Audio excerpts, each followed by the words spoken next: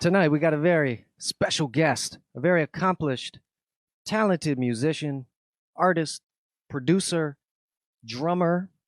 Okay. I'm talking about Mr. Derek Redfootz Freeman, one of my favorite drummers on the planet. Hey, there we go. There he is. What's up, Derek? How you doing, my friend? Owen, what's up? How you doing, man? All right. I'm hanging in there. I'm getting through it. So how have you been doing, dude? We've been going back and forth trying to get the remote set up, ready to go for tonight's show. I have an awesome video, by the way. There was some incredible drumming that you guys are going to hear a little bit later. But tell us kind of about how you've been making out since March. How have you been keeping your career alive? Well, just like everyone else, when it first happened, I just had to take a step back and just really, think about what was going on. This is something that none of us have seen before. You know what I'm saying? So it definitely hit the entertainment world by storm. So I think the first couple months, I'll be honest with you, I just took a step back and, was just in the house, just trying to get my mind together because I had a lot of things in store for the year, especially with Red Music Productions. I did my first show at Bethesda Blue along with GDIC. First off, does he send you a track that already has what was next? You know what I'm saying?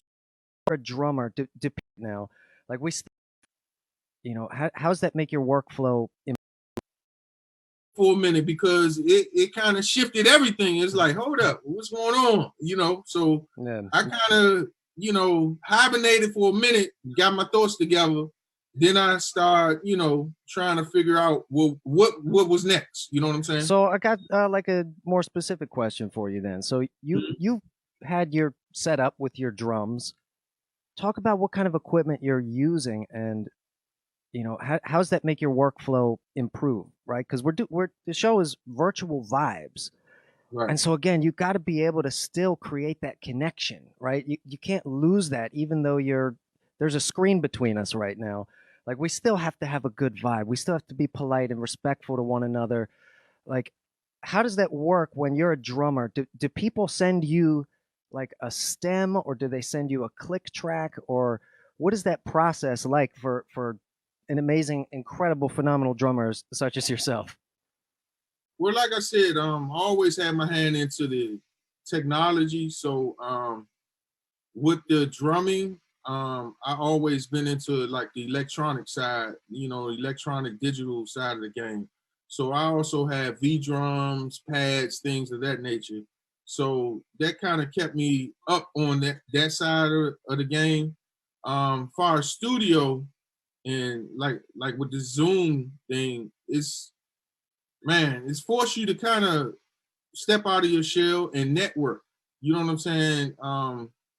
Previously, you would go to studios. Now, people send in tracks. Again, with the technology, you don't have to necessarily go to a studio. Someone can send you a stem or a track, and you do your thing and send the music back. So right. So I know you did some stuff with Ron Cooper, Insight Productions. Big shout out to a buddy Ron. And so how does that go? Does he send you, because you did some percussion tracks, right? Mm-hmm. Does he send you a track that already has drums in it that gets replaced, or is it you set up your own? How do you do it? It can be either or. He'll send me a blueprint, some stems, maybe a bass line, some keyboards, things like that.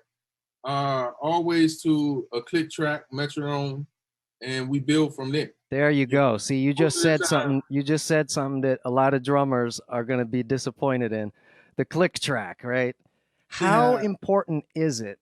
And I'm asking you because you're a master at this.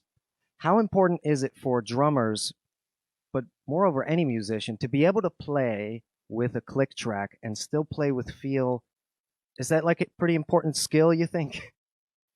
As a drummer, it's the most important thing, because everything is time. It's about time. So the drummer is the timekeeper.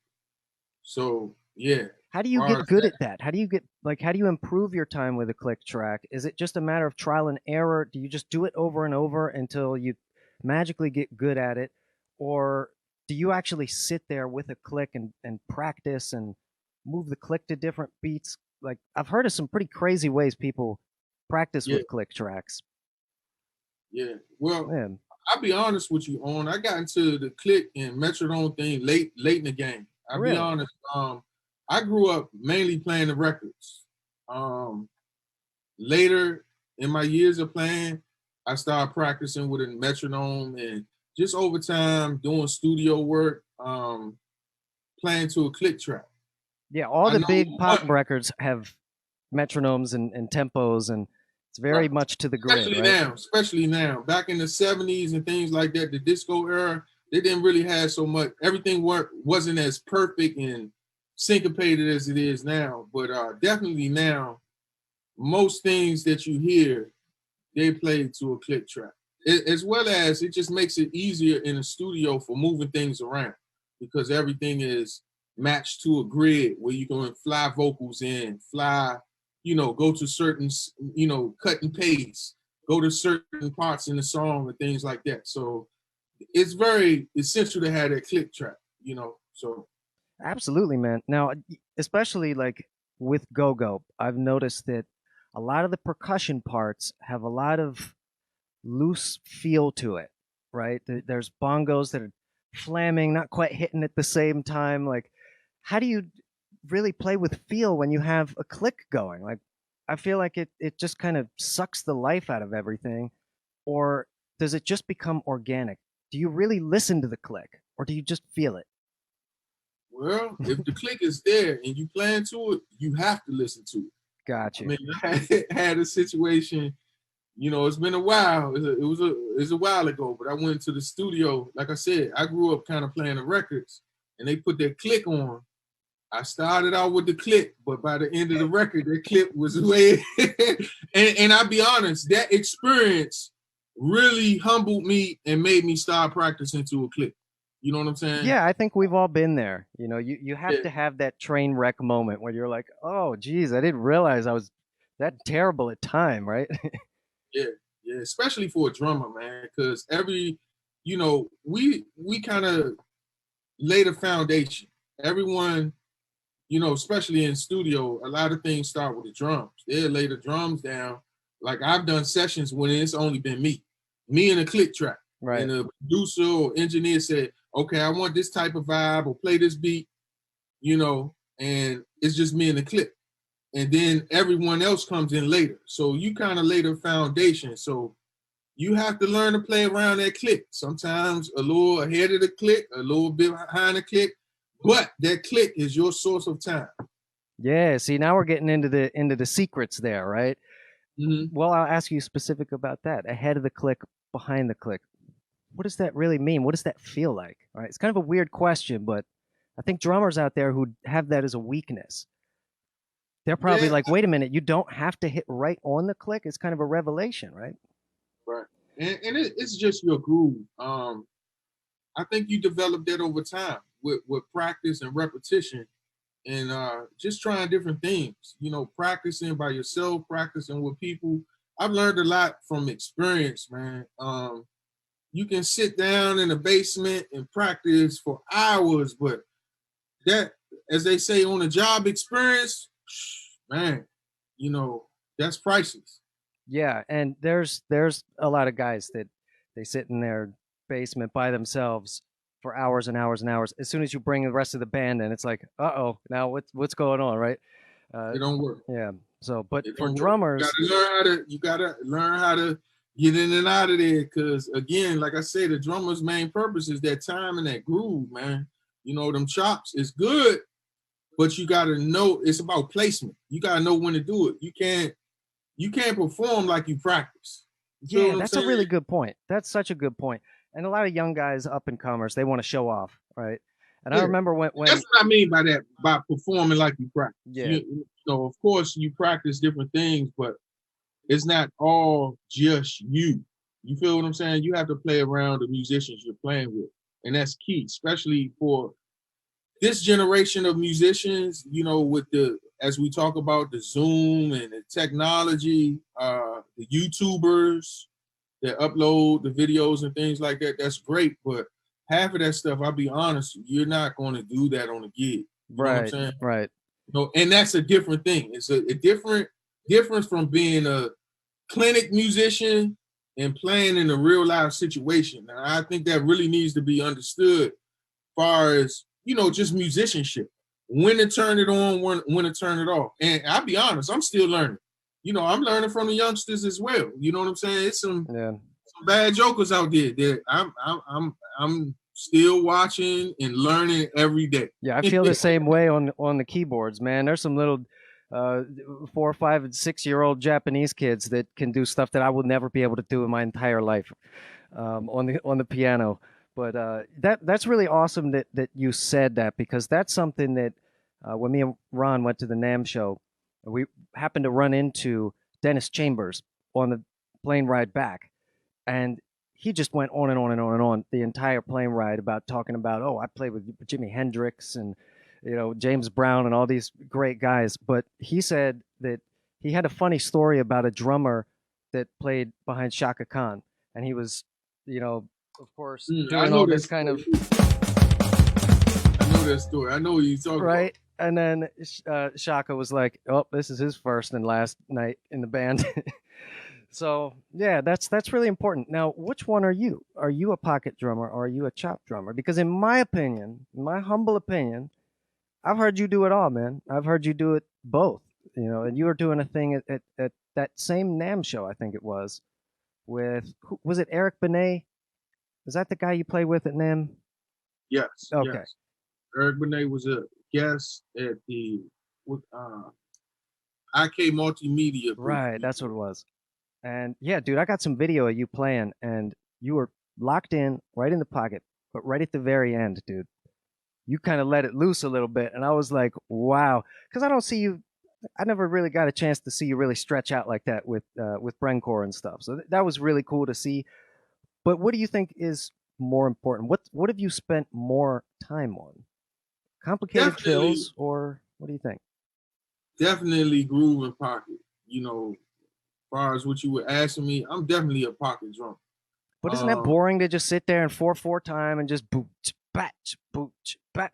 How do you not get bored when you're practicing that, man? Well, I wouldn't say I practice just that. Right. Because I do practice technique and different rudiments and things like that when I do practice. But I think it's perspective, man. I came up in the go-go R&B jazz era, and that was very musical. So again, as a drummer, I've always been a timekeeper and laying the groove and foundation. And I like grooving and making music, man. That's just me. I like being musical. All the bands, if you look at my history, all the bands that I played with, we've been musical. From jazz to R&B, as well as the go-go bands that I played with. So I like that groove element. You know what I'm saying?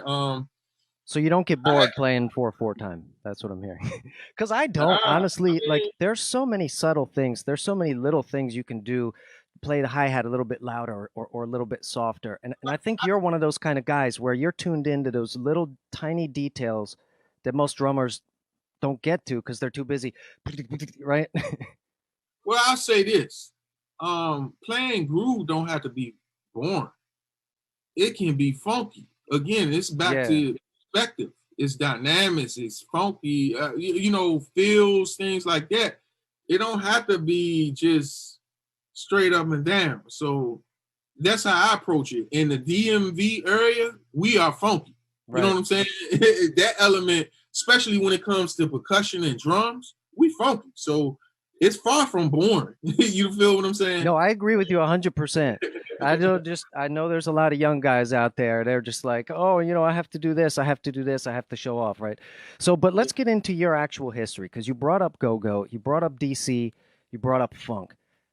How did you get started with that? And like, what do you give me your earliest memory, maybe, of playing in a go-go band, how it made you feel? Because I absolutely love it, dude. I grew up listening to that stuff at Bowie High School. You know, everybody was listening to go-go on the radio and their car stereos, and I didn't really know what it was, but I knew I loved it. So, what's your earliest memory of playing go-go bands, etc.? Man, earliest memory. I grew up with drums and things like that around the house. So band wise, I want to say probably when I was in middle school. I've always played, for some reason, I've always played with musicians older than me. I've always kind of been like the young guy in the Right. band or something like that. So I think I may have been in middle school playing with some high schoolers or something like that, far as go-go band. And back then, it was kind of like a social thing. We'd go over somebody's house and just jam. We weren't really gigging like that. You know what I'm saying? Or somebody have a house party or something like that. That was the gig. Yeah. You know what I'm saying? Talking about So, practicing and not being bored, right? There you go. yeah. So it was an outlet. My younger years, I was into sports and things as well. So it was like a fun thing, social thing. So I want to say that probably was my earliest memory of being in a quote unquote band. And it just evolved from there. You'll have a little neighborhood band. And then I think in high school, one time we won a talent show, and it just evolved from that. And your reputation kind of follows you. Okay, Derek play drums. We'll get. It started from the neighborhood and just evolved from that. It's something that I've always done. Like I said, I did sports, and but I've always played music. You know what I'm saying? Yeah. It's always been a part of me. It's just like a permanent fixture. So, was there a switch that flipped when, like, you were playing for fun? Did something change where you were like, I want to do this professionally now? Because I'm sure, like most musicians, you had you had probably some naysayers telling you, "Oh, you don't want to have a music career. It's too much competition. It's too hard." So, how did you decide I want to do this serious and professionally? Because flash forward to now, you got your own production company, you got your own like label and publishing and all of that stuff. What changed? What made you want to take it seriously? Like I said, I started young, man. So it's always been a part of me. But I think from high school, a few of my high school friends, we had a band. Actually, it was an R&B jazz band, City Lights, and we just started becoming popular. It started with playing for family members, then it graduated to weddings, then it graduated to private events. So I want to say a little bit after high school, college days, that's when I really got serious about it because I started making some money. You know what I'm saying? There you go. And I was like, hold up, this not work to me. You know what I'm saying? It's fun. Right. You seeing people you having a good time, and you getting paid for it. And music always been a part of me, man. I collect back then CDs. I got tons of CDs from go-go, R&B, jazz. I'm a music lover first. You know what I'm saying? Oh, absolutely. And you sound like the kind of guy that you'd still be playing even if there was no money coming in, just because you enjoy doing it.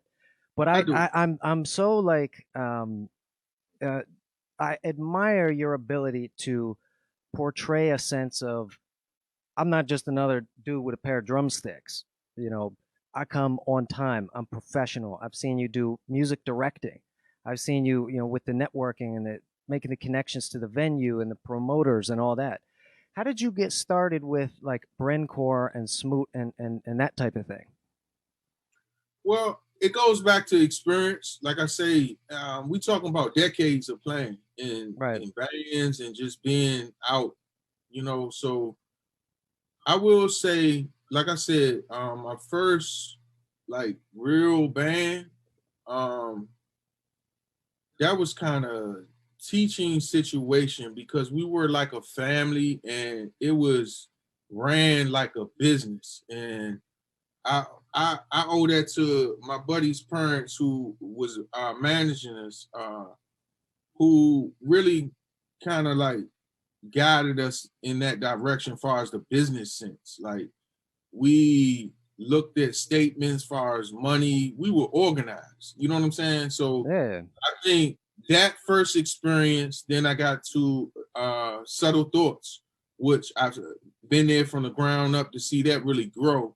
And I kind of was like shadowing the business deals.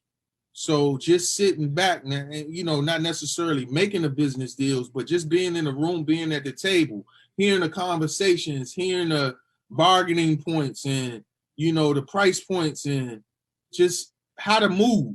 You know what I'm saying? So I learned a lot that way. To you mentioned Brinkcore. Yeah. Before you know, I started my own group actually before Brinkcore. So again, just evolving through time and you know, just learning how to move, man.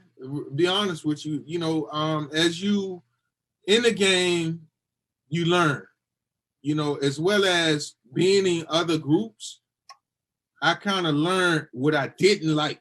Yeah. And I was like, okay, in my situation, I'm gonna do this different. Mm-hmm. You know what I'm saying? Especially being a drummer. In my case, I'm the first one there, last one to leave. So I see a lot. I'm Right. seeing That's true. everything. So from the sound man setting up to at the end of the money, at the end of the night, when the money being collected or dished out or whatever, I've seen A to Z. So I know what goes on. So just evolving experience. So what was the craziest case of embezzlement and criminal activity? No, I'm just kidding. I'm just joking, man. But I get what you're saying. You've seen a lot of stuff. You've seen a lot of good stuff. You've seen a lot of bad stuff. And that's so important. People think that, you know, they're owed this big break. Like society owes them like a successful, super wealthy music career or something. And it's like, it's not really about that, right? I feel like it's more about that consistency and that ability to just be cool with people, right? And just be nice and be professional. Like I say, you're a guy that shows up on time and you have a lot of equipment. I want to ask you about some of the other stuff that you've been using, but that's just really cool, man. I'm so glad to hear that because it doesn't sound like one big break and you just happen to be lucky. You just took it one step at a time and just built this whole thing to the point where now you're getting sponsorships, you're getting cymbal companies hitting you up like, hey, could you put one of our cymbals in your kit and we'll give you a bunch of money, right? So now I've seen you do some stuff with tracks. How do you work that out with the tracks? Because it seems like that should be another guy's job, but you're kind of on double duty as a drummer who also brings your own tracks and stems. How do you do that?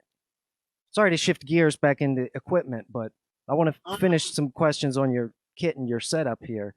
What do you use? Is it a sampler? Is it a laptop? What are you actually using for that? I use different things. Right now, I use a lot of pads, rolling. I like a rolling products. Okay, So cool. pads. I'm heavy into Machine. It's called the Machine by Native Instruments. Oh For yeah. our sequencing Machine as well as the MPC. I had the MPC first. I still use it. MPC 3000. So you know, it's a combination, man. It really depends on what I'm doing, which machine has the sounds that I like, Mm-hmm. and just kind of putting it together. Sometimes I use all of them because it might be a sound in an MPC I know I got, might be something in the native instruments. Then I might want the acoustic sounds from one of the rolling pads. So I might use Logic to put them all together. You know what I'm saying? So, you know, it depends. It depends on what I'm doing, All you right, know? got you. Now I want to also ask you because I'm fascinated by this. Those symbols that you have, they sound so real. But what is it? What is it made out of? What is that? How does that work? Because they're trigger symbols, right? They're not real, are they? Right. Well, that's part of the V drum set by Roland. Okay. So they rubber, but it's a triggering system. So I use that, and I mean, Roland to me has the best virtual setup that I've seen. They go from low end models to the high end, like thousands of dollars. So, you know, That's Roland really got, cool. Those symbols are incredible. I was like, those have to be real. yeah, yeah. But it's also the sound engine, the module, things like that. It's not necessarily the symbols itself, because as you said, they're being triggered from a module. So it's going to a sample. So it's really as good, it's going to sound as good as your sample Yeah, is. that's a perfect transition because you're not actually using on this track we're going to play later. You're not actually using the V drums samples, correct? What are you using? Um, I use Superior Drummer. Actually, on that one, I use Superior Drummer. And that's a drum software that basically you can MIDI the sample sounds from the software. Yeah. That's So you really can, cool. That thing sounds incredible, dude. yeah, I'm into MIDI, you know, as of lately, and MIDI's been around for a lot, but when I record, I like to record MIDI as well as the audio. Therefore, if it's a snare sound or drum sound that I don't like, I can mute or erase the audio and pull the MIDI back out and change the sound Right. without having to play it over. Yeah. So So for people that aren't super hip to MIDI, what he can do with these drum beats, even if he plays 8 drums at one time, he could take one drum out of those 8 and adjust it and change the sound. And so that's so important. And so the reason why I'm getting a little into the technical stuff here is just because that's what it really takes to keep that vibe positive when you're in the studio, whether you're working remotely, whether somebody comes in and they're wearing a mask and the face shield, right? You got to have that flexibility to be able to really, like, we cranked this recording out in like 5 seconds. And I think it's because you have such a grip on the technology and the MIDI editing and ability to record audio and mix it all together. It's incredible. And so you're not just a drummer, right? You're also kind of a producer. You're also kind of a sound engineer and a lot of yeah, different things. I had Steve Garrison over last week. He was talking about all the different hats that he has had to wear since everything closed down. He had to be a website designer. He had to, be his own editor, his own photographer, all this stuff. And yeah. so we'll start to wrap it up here a little bit. I want to get into your company. What does that say behind you? Red Music Red Productions, right? Yeah. Mm-hmm. And Yeah. do you have a website? Do you have a link that you want to share with people? They can go check out your stuff. They can go see your next show in 20 years or whatever.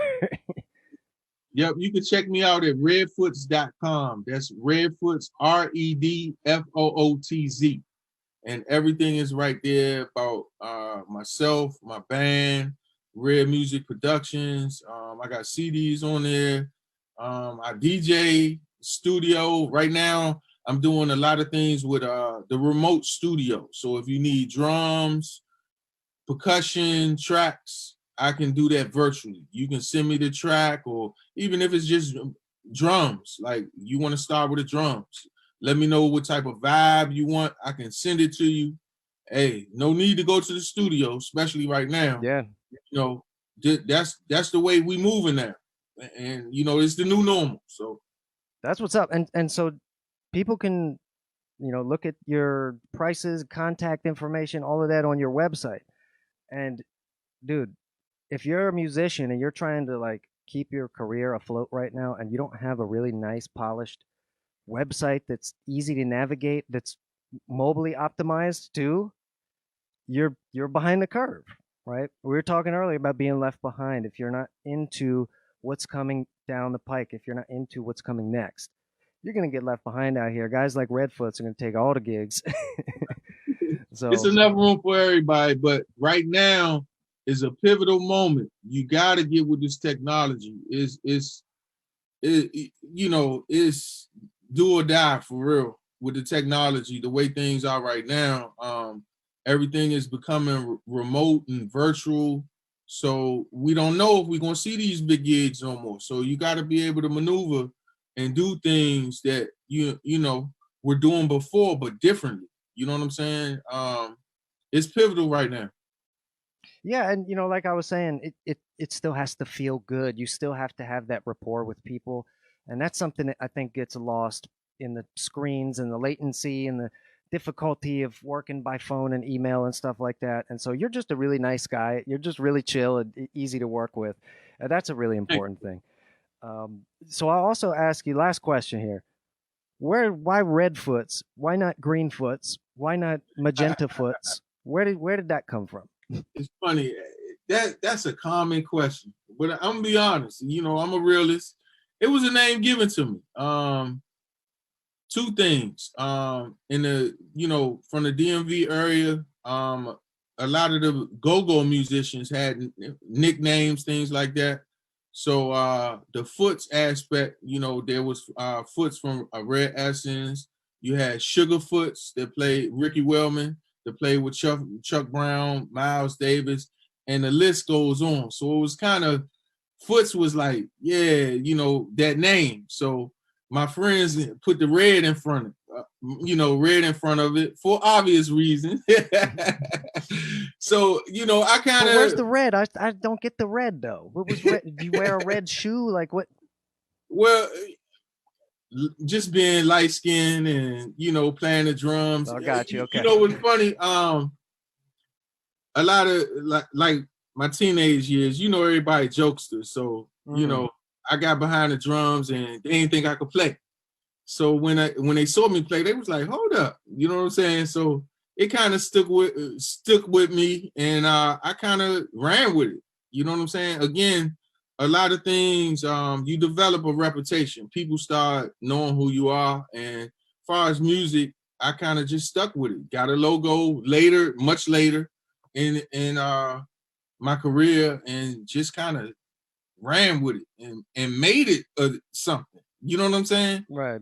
That's one thing. You gotta make a name for yourself, and that was my name. So and actually represent it well and have the branding and the colors and stuff. Like if you had red music, but the logo was like yellow, like that wouldn't make a lot of sense. You mentioned that earlier. You got to be consistent in everything you do, right? And be serious about it. So people can take you seriously and believe in your craft and what you do. That's real.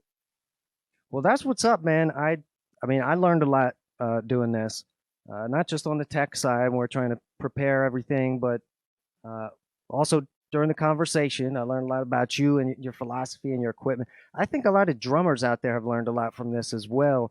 And that's the main reason why I bring amazing, phenomenal, talented guests like this on the show. Like, I don't want to make this thing all about me. Like there's so many great musicians, and especially now, people need to see that there is still a community, right? There is still a scene happening. There are still collaborations going on, and I feel like it makes people feel like they're not so isolated. Because a lot of people are just plain old isolated, and that's sad. So hopefully the folks watching this has felt that we have a little bit of rapport. We've done some stuff in the studio. Right. And that's the good thing about technology now, because I'm a big podcast person. I listen to a lot of interviews, man. Yeah, same. My old heroes, just to hear them talk, hear their perspective, listen to what they did to become who they are. I mean, it's a lot of jewels in that, man. You got a favorite podcast you want to share with folks? Man, it depends on what topic you talking about. I'm broad when it comes to that. Like I say, I listen to hours, whether, man, I'm cleaning up the house, I'm listening to a whole lot of stuff. And the thing is, it's available now. Right. We didn't have this technology. That's one thing I say about the young generation, man. They whatever you want to look at, you can get it. Like concerts. When I was coming up, man, you had to pay to go see that stuff. Right now, you can do a click and you can see everything. It's weird, right? It's amazing. It's a gift and it's a curse as well. You know what I'm saying? Because like you said, people miss that interaction. It's nothing like, being right there, but just having that as a resource to be able to grab and learn and things like that, it's amazing, for real. Yeah. Well, dude, I agree 100%. I totally appreciate your time tonight, man. With all the family stuff going on, it's difficult for me to even hit the stream button and go along as business as usual. But you know, this has been a long time coming. I'm just so grateful. I'm so happy that you came on the show. Man, my pleasure, man. My condolences as well, man. Yeah. All right, tell folks your website one final time, and then we're gonna take a quick break here. Okay, once again, you can find me at redfootz.com. That's REDFOOTZ.